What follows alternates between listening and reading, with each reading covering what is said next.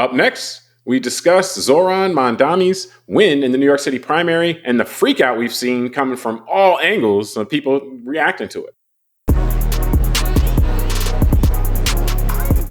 Welcome to the Call It Like I See It podcast. I'm James Keys. I'm here with Tunde Ogunlana. And for our call out this week, we'll discuss the shocker that we saw last week in New York City and more so the reaction to it. So last week, Zohran Mamdani won the New York City mayoral primary. And boy, have some politicians and political observers from all angles lost their minds.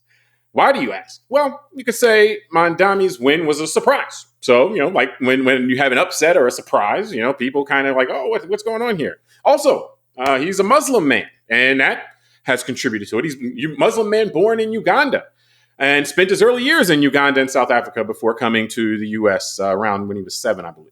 So that's something that would cause people to freak out. Also, he calls himself a Democratic Socialist, which, in these here United States, that's more than a reason for some people to freak out. So there's maybe many reasons why different people have different reasons for freaking out. But we've seen it, and we've seen it from a lot of different angles, which is pretty interesting. So, Tunde, your thoughts on this freak out that we've seen? And because this has come from some in the Democratic Party and also people in the Republican Party, following this New York City mayoral primary and Mamdani's win.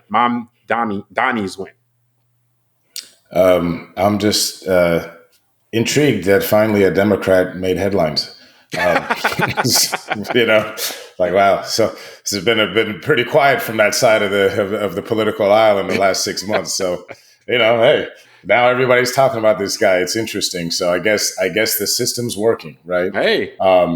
And the other thing it made me realize in saying that joke is that, yeah, the system actually worked. A Democrat who's not part of the establishment and been around for 30 years actually made it through and beat someone else who has that same track record. He's been around for 30 years and he's part of the elite establishment. Yeah, the establishment. Someone new knocked them off. And so maybe we are beginning to see maybe some organic change in the Democratic Party for the first time in 2 generations. Yeah, you say that, but the kind of the subtext of that is that the Democratic Party, in the last generation at least, has done a lot. The establishment party of the Democratic Party has done a lot to keep fresh blood from really taking leadership roles. Like, it's been the same people in the leadership roles, and they spent a lot of time keeping other people out of those leadership roles. That's not a value judgment. That's just observing, what's going on. So to see somebody here beat one of these establishment figures. I mean, it was shocking when Barack Obama took out Hillary Clinton in 2008, so, and along the same kind of lines, so it doesn't happen very often with this current generation, people in their 80s, 70s, 80s that have just kind of controlled the party for a really long time.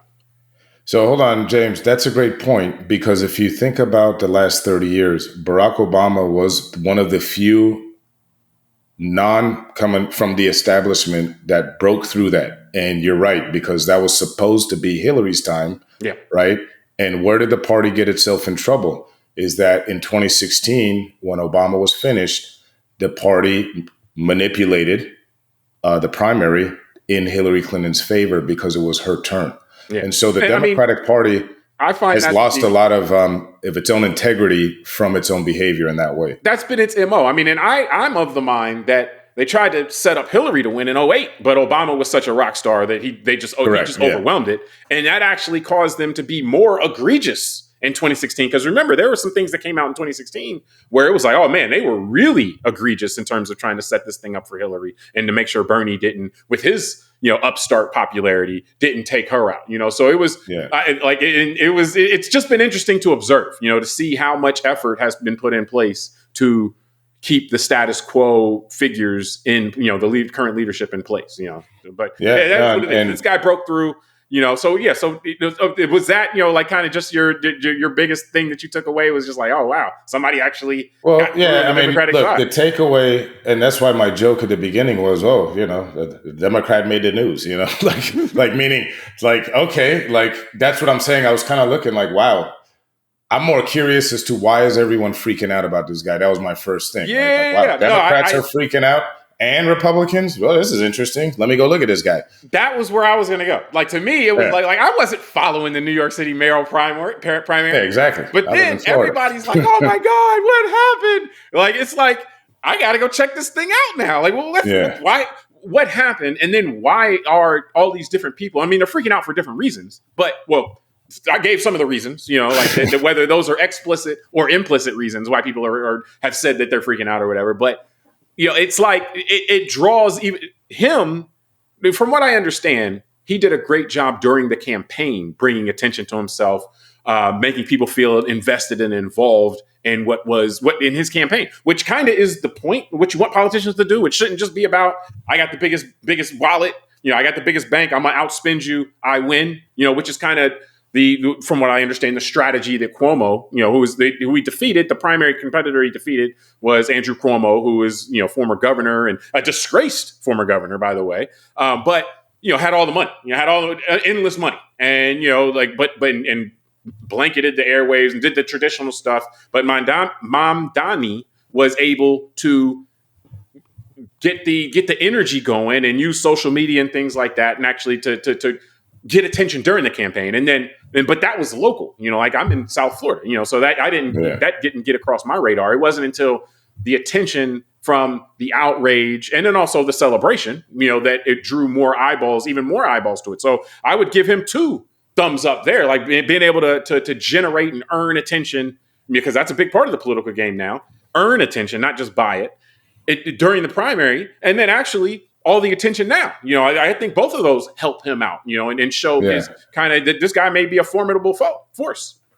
Yeah, and so there's so many interesting cross currents here, because like you're saying, you cite Andrew Cuomo, and it didn't escape me that this is where the Democratic Party has lost just some of its integrity, I think, with the public. So number one is, I think, looking back now at the last decade, I think hindsight's always 20/20, a bit better. So, the mainstream media, remember, was trying to figure out this magical voter who went from Bernie Sanders to Donald Trump in 2016, remember? Mm-hmm. And they were thinking with the lens of... If you go back even further, a lot of those voters were Obama in 12, then Sanders, Trump, and it voted for all 3 of those. So, but the idea is that from the surface looking at it, how could someone support the type of person that Obama was, right? Then maybe the type of, let's say economic philosophy of a Bernie Sanders, and then switch to Donald Trump.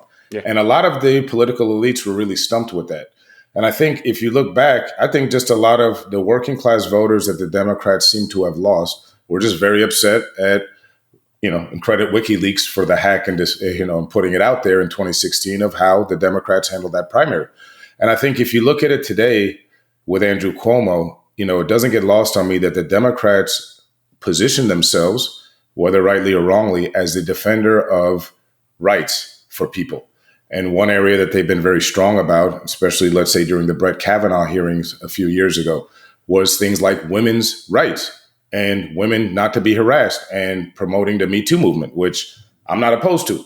So the fact that the party is hand-wringing over, like you said, a governor who was shamed out of office in disgrace in 2021 because of his behavior with women and the accusations that were leveled against him that were found to be credible by the attorney general of the state that he was governor in.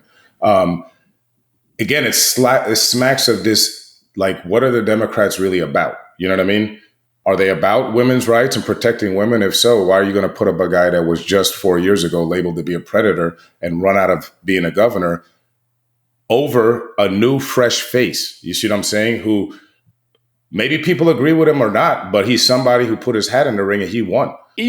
Whether it was him or someone else, though, it could have been somebody else besides Mamdani. it could have been somebody else in the primary. Right, but exactly. Like they chose what we're saying when we say they, we're talking about the establishment wing of the party. Like the who the party is throwing its weight behind to try to prop that person up and to make that person win, which happens in primaries often, in different parties. It happens in the Democratic Party sometimes, Republican Party sometimes, where there's someone who the elites in that party try to get behind and push up. And so, it was like these guys are getting behind Cuomo. Like, Yeah, that's what I'm saying. This wasn't that long ago that this guy was. There's no other Democrat besides Cuomo that the elites could have said, hey, here's somebody in their 40s or 50s, younger, who no one's not well known yet, and we believe that they could be a great, blah, blah, blah. Well, and that gets to the like kind of the joke we were talking about before, is that the we've seen kind of the mask has been taken off, just that where the elites and the people in the Democratic Party at the high end, where they are now, is just about trying to keep themselves, whoever these people are and who they were 20 years ago, they just want to keep themselves in power as long as they can. Like, it seems like until they die, like they don't seem to be willing to, like you still have people in their 80s playing leadership roles, on the Democratic side in Congress and so forth. So, and some of that I think is a incentive system that's just wrong in modern politics, where seniority is everything. And so you work, you get peed on your head your whole life with people that are more senior to you. And then when you finally get to the top, of course you never want to let go, because it's like, I had to go through crap for 20 years. That's not pee, man. It's raining. Come on. That's what they say. Just to finish that thought real quick, James, but let me just finish that, because I think, just to finish it, this is where the Democratic Party has sabotaged itself. Yes, correct. Because it doesn't like that guys like Mamdani have come up, but they forced the conditions for guys like him to come up, because... Well, but this is what I was trying to say, though, is that it's not necessarily... And a lot of times, again, like, people I know emotionally like to find someone and say, that person's a bad person or that person's a good person. I tend to want to look more at what are the incentives, because I think people respond to incentives more than anything. There are some bad people, unequivocally, but generally speaking, most people just respond to incentives. And so I think the incentive structure in the halls of power of the Democratic Party are delivering this result more than the individual people. This seniority based kind of, your power is based on your seniority, does encourage people to, quote unquote, put in their time in their 30s and 40s and 50s. And then once they rise to the top, to never let go because of all the time they had to put in to get to be able to wield some power, And so this does, I agree with you, reflect the kind of refresh that has probably been due for 20 years in this party. But they're not going to go quietly, because, again, these establishment people the people at the top now, they worked their whole lives to get there, and they're not going to let go. It's one of those, I'm just laughing Charlton because, unfortunately, from My Cold Dead Hands type of thing. They are not going to let go. It is that. It's and just like Charlton Heston, what was he, head of the NRA when he was 90? Like, he didn't want to let go. And look how that organization. That's Charles Schumer right now. That's Nancy Pelosi right now. And again, but look how the NRA ended up. I'm not attacking them personally. I'm saying that I see the incentives that they are. It was Dianne Feinstein. You see this being a trend in the party where, once you get to the top, so. Okay, so all right. So now we've looked at. So what do we think? What do you think so far of beyond the freak out? And then obviously we didn't mention it, but on the right, people freaking out also the same kind of thing. It was a Muslim, or we haven't brought this up yet, but the Democratic Socialist thing has people on the Democratic Party and the Republican Party freaking out as well. So what do you make kind of what we see about Mamdani so far, as not just his acumen, but also kind of his thoughts on governance? He looks like a normal, progressive type of, the way he's trying to title himself Democratic Socialist. He doesn't seem out of the norm for what I would think someone like that is going to propose. He's proposing, for example, in New York City, for them to experiment with, publicly funded grocery stores, or publicly owned grocery stores. That's not a surprise to me that someone who carries that mantle and that title of their politics would have ideas like that. So, again, whether I think it's going to work or not, and all that is besides the point of my answer, is just saying that I don't see him being outside the norm of what I'd expect someone who labels themselves to be. What I find very interesting is the reaction of everyone else. So like you said, there's the xenophobic crowd. They're focused on the fact that he's not American born and that he's Muslim. So that's why you got to hear he's from Uganda and all that kind of stuff, right? They got their red meat. There are several groups that have some red meat. No, that's what I'm saying, James. That's why to me it's more interesting. Like, okay, so that's like the birtherism wing of this opposition, right? Like, all right, you guys don't care about anything, that he's just a non-white dude that's not American and that he's Muslim, and that's going to be your thing. There's others where I think, little bit more legitimate let me fear. say it a little differently. It's not that they don't care about anything else, but they're emotionally triggered by that. So it'll override any other thing that they didn't care about. That's an emotional kind of, that person can be triggered emotionally with that stuff. And that then will take over their whole mind. Yeah. The algorithms will make sure they're misdirected off the scent of whatever else this guy's talking about. Whatever else he's talking about. Just that. His platform could be to give that person $1 million. And they would never know, because it's like all they can see is the red of, and there are other things. Muslim Muslim and not U.S. born. There's, he's been a bit eloquent. I've been listening to some of his stuff, but it's a delicate topic, the thing about his support for Israel or not. So there is, his that topic has also been used as another reason for some people, especially in the Jewish community, for some people, who have felt beat up especially in the last couple of years. So, that's another legitimate area where he's got to address it.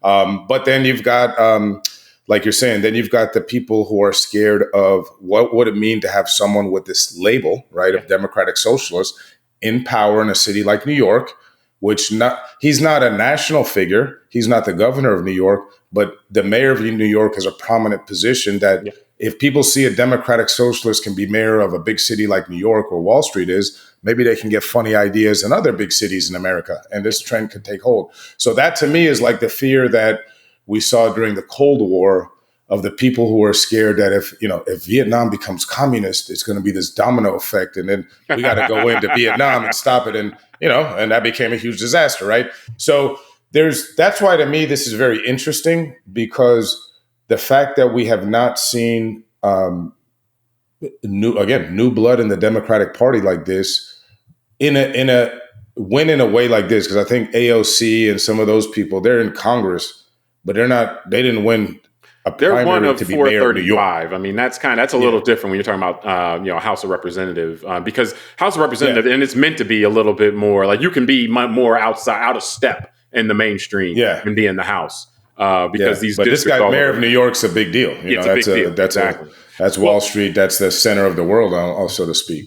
I'll say my reaction has been one of both intrigue and kind of, I don't know if it would be disappointment or, just kind of looking like, oh man, he's gonna learn a tough lesson, because I'm intrigued by, when I hear people identify issues like affordability has been an issue that he's looked at and really drilled down on hard, which I think is a good idea. I think that affordability is an issue that politicians should spend more time on. And I don't know that I don't know that the solutions that we've always done are the ones that we need to try now. They may be, they may not, but we need to be doing something. And so I'm encouraged that at minimum, he's throwing stuff out and say, hey, we should try this, we should try that. And he's actually said if it doesn't work, we'll just do something else, But the idea of let's try something right now, the situation is not getting any better, it's getting worse. What we're doing now isn't working as far as making things affordable. And again, what are we doing here? Are we trying to allow people to flourish or not?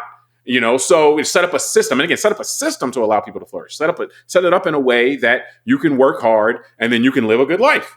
To me, the further those two things become apart, the bigger the problem we have from a systemic level. So how do we turn the knobs of the system to bring it closer to that? So the ideas that he throws out, which again, I don't necessarily think they're great ideas, but I like that someone's thinking about it and thinking about, okay, well, what can we do here? Well, we're going to freeze or make the metro free, make the public transportation free, or rent freezes and so forth. And it's like, all right, well, I'm sure that has some downstream effects that may not be great, but, hey, you can try it. And if it doesn't work, you can stop it, if you're a flexible mind. So the idea we have a flexible mind there, this comes up for me from time to time that always kind of blows my mind is the use of the quote unquote Democratic Socialist label.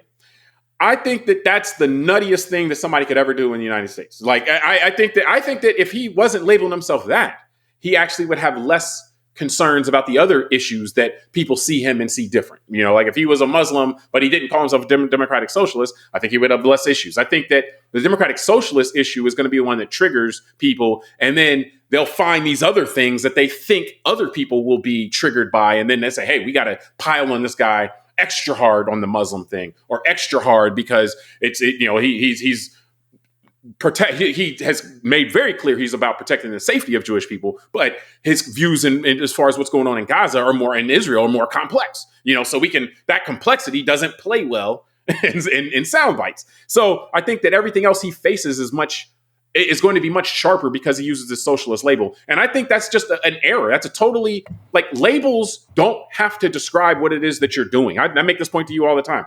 The most radical people in American politics call themselves conservatives.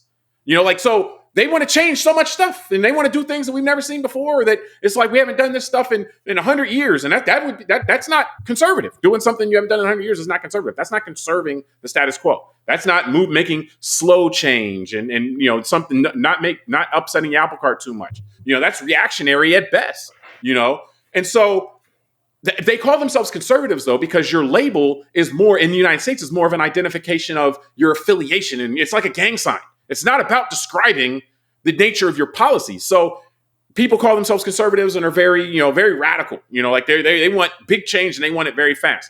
This guy is actually using a label to say, hey, I'm different than all you people, and it's something that you may not be that comfortable with. And so I think that's going to come back to bite him. If he called himself, hey, I'm a New Deal Democrat, I think he would have a much better effect, because then he's actually tapping into something that some people have a positive kind of affinity for, at least some, not everybody, but now he's tapping into something that most people, just based on the name, the actual text of it, are like, oh, who's this guy? And it already creates a recoil.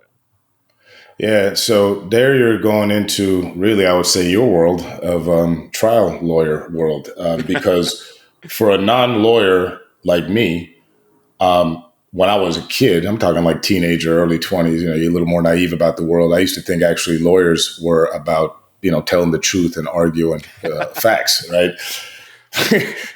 It wasn't until I was older that I learned that no, the goal is just to win the argument, and so it's like, who's got the better lawyer? Rap in that sense, but the goal is to present the facts in a favorable way. So to your point, it's to win the argument, but you're supposed to still be limited to the facts. But go ahead. We'll see. To be honest, that's a problem when I bring up a lawyer that he's got to defend his profession. So, but you get what I'm saying. I'm saying, don't speak in absolutes. That's all I would say. You wouldn't want to be the type of entity that speaks in absolutes. Yes, you're right. I can't be a Sith. I've got to be a Jedi. So, all right. You got me back to Anakin from Darth Vader. So let me be polite to the legal profession and get off you guys. But now on a serious note, so you're right. The joke I was going to make was that because it's about the marketing of it. Clearly the Democrats don't understand the idea of marketing and the idea of human kind of like the psychology of certain words and symbols and signs and what sticks in culturally in people's heads. And it's a great point you make about those, the opponents of people like this guy Mamdani are smart enough to call themselves conservative no matter what they do. Yeah. Right. I wouldn't say it's conservative to use the Marines in Los Angeles in 2025, but that was done. Right. Yeah. They were deployed into an American city.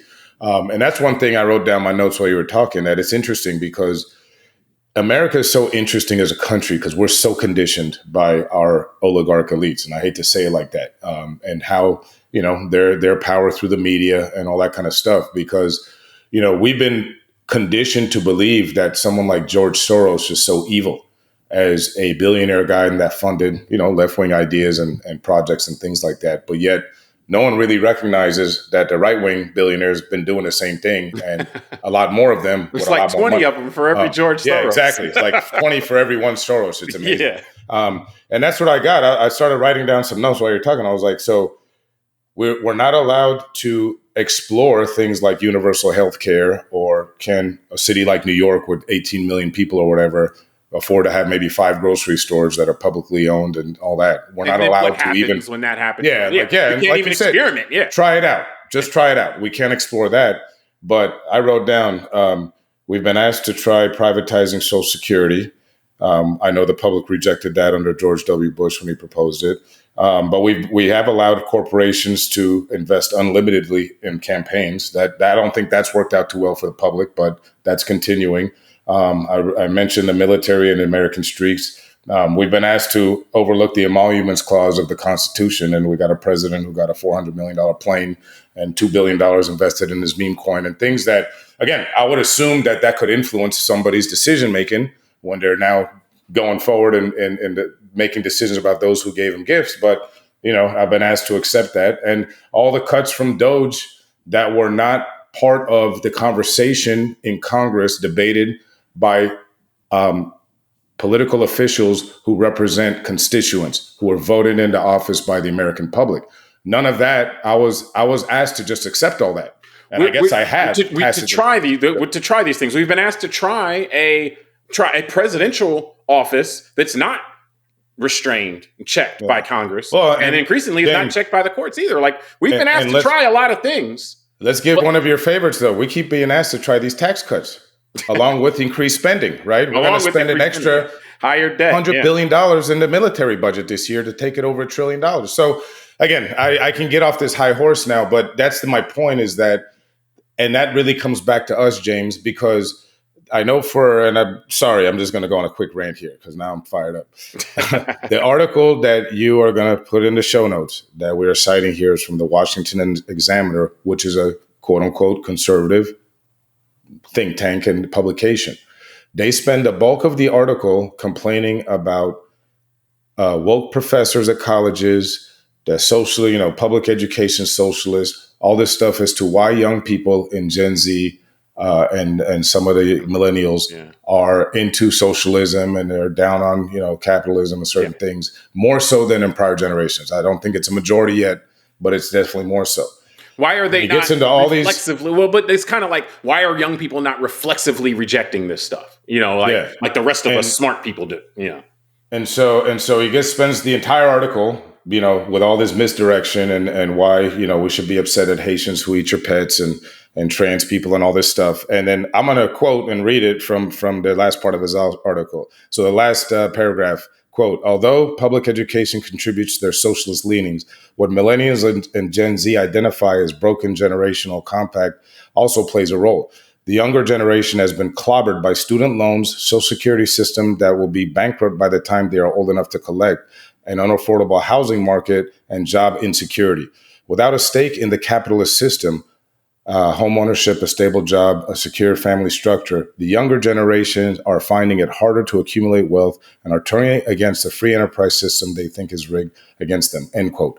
So really, after an entire article of beating up and misdirecting, and looking at straw men, he actually identifies what the issue is. And then when I'm reading it, I'm thinking, well, I don't think trans people, Haitians who eat other people's pets, doctors who do post-birth abortion, immigrants, or anybody in that category can affect the influence of private equity firms that buy up homes in the last 15 years to make it unaffordable, or who, the banking system that has been, giving out private loans to students so they can go to school at inflated prices because universities in the United States have turned into quasi hedge funds. Those are all things that, again, I didn't know that it was all that wokeism that caused all that stuff. And just like we saw in the 30s, James, what's happened is young people are flirting with new ideas because they have not been satisfied by the way that us, Gen X, baby boomers, the older generations, gave them our capitalism. Right, we gave them a broken. That's what I'm saying. We gave them a broken. We gave them a broken free market system, and now I'm going to hand it to you because this is one of your favorite things. Well, what did FDR say? He was going to save the capitalists from themselves. That was the way he sold the New Deal to the capitalists at the time, because they weren't happy about it at the time when he was putting on 93% tax rates and sharing all this wealth amongst the population. They're like, wait, he's like, oh, I'm saving you guys from yourself. But no, this is, when I initially sent this to you, that part that you quoted was the part I couldn't believe was in the article. I was like, because you just tacit acknowledgement. Again, I'm an attorney, so I'm familiar with persuasive writing. So the persuasive part of the piece was all that other stuff. Oh, this is why, these young people are stupid, basically. And that's why they don't understand this. They don't understand that, or they're misdirected by this, or the people that are teaching them are, having these agendas. And this is why they are open to voting for somebody like this. And, it was like, okay, so that's that person's point. It lacks context. It lacks perspective, all that. But it's a persuasive piece. They're not offering to say that they're going to give you the whole perspective. But then they stick that paragraph in and then just let it sit. Normally, if you're going to do a persuasive piece and you want to say what the other side would say, you would then explain why that is wrong. But this article didn't explain why that was wrong. It just said it and then just moved on. It was like, okay, well, so all of the reasons of them being stupid or being taught by people with agendas, all that stuff is fine and good. But that little piece you read would explain very much easily why a rational young person would look at the system and say, hold up, why would I want to sign up for more of that? Like why we definitely should try something else the way this is working, and so, I mean, because again, remember for the millennials and stuff like that, some of the first things they remember about capitalism is the socialism of it. And it wasn't called socialism, but that's what it was. When the bankers broke the economy, did we just do a free market solution with them? Did we say, hey, you know what? Tough stuff, guy. You broke it. You're going to have to be subject to the free market and capitalism, and we'll see what happens to you. Good luck, Chuck. No, we took government money, borrowed government money, and said, hey, guys, we'll make it right for you. Let's do this socialist bailout. But again, it wasn't sold like that. And that gets into these labels that I'm talking about, which again, why is, Mamdani, why is Mamdani using this label? Because he can do all the same stuff without the label. But to me, it's one of these conversations. I think you really made a good point.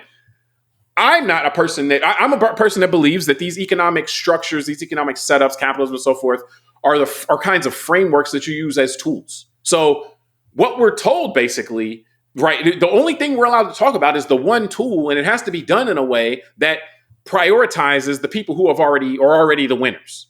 So that's kind of, and we're not allowed to have conversations outside of that. And so, yes, if you're not in that winner circle and you're not easily distracted by all these, by religion or racial minorities, some people are easily distracted by that stuff. So they can immediately just go off and, take that off ramp. And then they're not going to keep questioning, well, why is this like this in the system? Why is what system rigged against me? Why is the system rigged for the people who have already won? Those people are easily distracted. If you're not easily distracted by that stuff, then you will continue to ask questions, not about whether, if you're in the right mental space, the question isn't capitalism, or the point isn't that capitalism sucks. The point is like, okay, well, are we using capitalism in the right way? Are we using other tools like our socialist roads and our socialist police departments and our socialist fire departments? Are we using other tools where they may be more appropriate and so forth to, again, bring about a flourishing population and a flourishing society? Because that's what we're supposed to be trying to do here. Hold on. Let me just jump on something you said, because you said something very important, James. Because I think that it's for older people like us. Like, I'm 47 now. I'm not a young kid. I'm not a Gen Zer. But you said something that for the first time I could see a connection if I was younger. So because in my financial planning practice, I have helped already some younger doctors, people younger than me, maybe someone who's 40 years old today. But I know a young lady who's in New York, $550,000 in medical, in student loans, sorry. So she's looking at a 12-year payment plan of about $5,300-$5,400 a month, right? And she's making about $300,000 a year. So to have over $60,000 out of that go out pre-tax, that's kind of demoralizing, right? Yeah. And I never thought of it till you said something, because I would think that coming out of, let's say, school, maybe undergrad, someone like her in 2008, you're right, is watching socialism for corporate America. Yeah. Let's bail out the banks with your tax dollars, right? All you Americans. We're telling you that, no one's smart enough to fix this except the guys that broke it, right? So we got to give them all the money, right? What a great con game that is. That's a whole other conversation. But then think about it. Fast forward 14 years later from after 2008, by 2022, we're having a national conversation about student loans.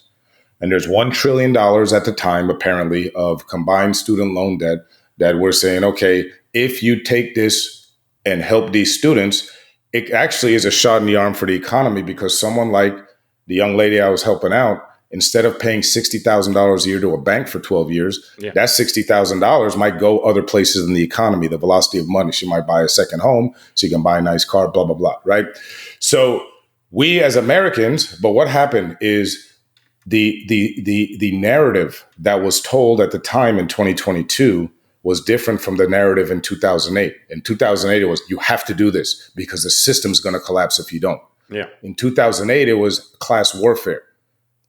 Why should we bail out those uppity students, right? They decided they got themselves into debt, So a lot of it is, again, how we as the public, allow ourselves to be manipulated. Yeah. And, manipulated for the benefit of the people who already have all the control the resources. Yeah. I mean, and they're good at manipulating us is kind of the point. So, but think about it. We get manipulated for the banking sector. We got manipulated into giving them all our tax money.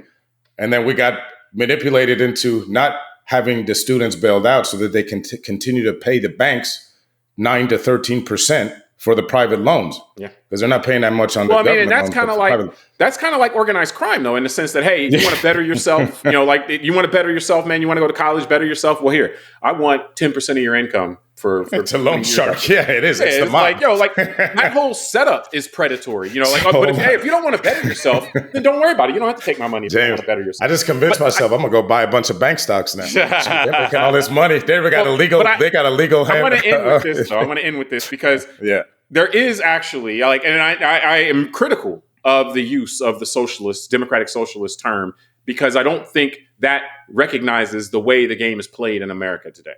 But where I will acknowledge is that, the point of it that I will acknowledge, and I understand it and I get it, what the Democratic Socialist label is a way to indicate that they are not down with us. Like, you guys call yourself capitalists. Well, I see the way you guys operate. Whatever you are, I'm the opposite of that. You see what I'm saying? So I think that's what's happening here. And I'm not mad at it, because to me, like I said, again, that's a rational reaction to like the paragraph that you quoted from the conservative piece that you quote, like that, a rational reaction to someone seeing that would be to say, all right, well, all these people that are in charge now, I'm going to be exactly unlike them, So I think that's what we're seeing happen here. But again, I just think that caps your ability to succeed because you still got to play the game. Like you can play the game, and I'm talking about the politic game in order to get the power. And because again, you can't get past this part. The most radical people, the people who want to make this most sudden and abrupt change in our society right now, call themselves conservatives. That's like an oxymoron, but they get away with it. Why? Because there's no label police. There's nobody saying, "Oh, well, actually, you can't use that label." People might talk about it, but it's still the label that sinks in. So I caution people. I can applaud the rationality of saying, hey, the way that things are going right now, I think we should do it differently. So I'm going to call myself something different than the way that people in power are doing it now. I can appreciate that, but that's a bargain that's probably not going to get you ultimately where you want to get to, or it's going to put a cap on how successful you can be. So, I mean, I got my popcorn and I'm ready to continue to watch how this unfolds, man. So, it's going to be, it has been, and it's going to continue to be interesting. So, we'll see how it plays out. Never a dull moment in this. It'll be a show regardless. Yes. Yeah. So now we appreciate everybody for joining us on this episode, or on this call out. We call Like I See a Podcast. Again, I'm James Keys. I'm Tunde Ogunlana. All right. And check out our earlier show as well. And we'll talk soon.